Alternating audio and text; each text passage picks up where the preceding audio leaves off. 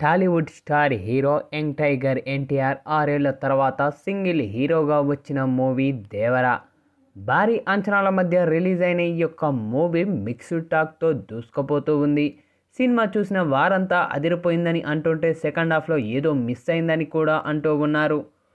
ఓవరాల్గా first half సూపర్గా ఉందని, అందులో ఇంటర్వెల్కు ముందు వచ్చే సీన్స్ సినిమాకే హైలైట్గా నిలిచినట్లు చెబుతూ ఉన్నారు సినీ లవర్స్. ఇక ఇంటర్వెల్లో వచ్చే ట్విస్ట్ అరాచకం అంటూ ఉన్నారు.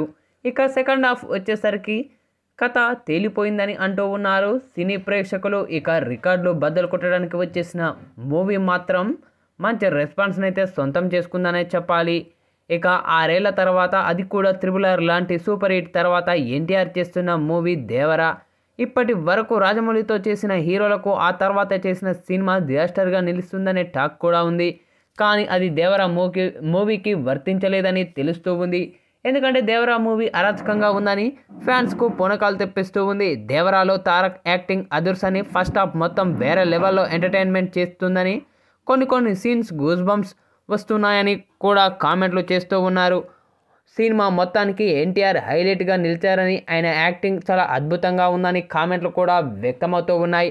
ఇక దేవర ఎంట్రీ సీన్ అయితే ఫ్యాన్స్ బట్టలు చింపుకునేలా ఉన్నాయి. ఇక Anirudh Ravichandra music, background score goose bumps వచ్చేలా ఉన్నాయి.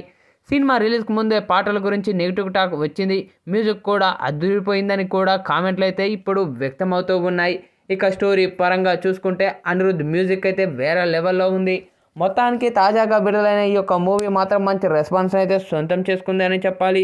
ఇక ఈ యొక్క మూవీని చూసిన సినీ రాజకీయ ప్రముఖులు కూడా తమదైన శైలిలో ప్రశంసలు అయితే కురిపిస్తూ ఉన్నారు చిత్రబృందంపై.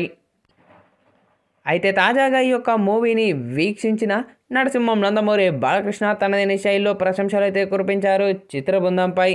తారక్ మూవీ చాలా అద్భుతంగా ఉంది.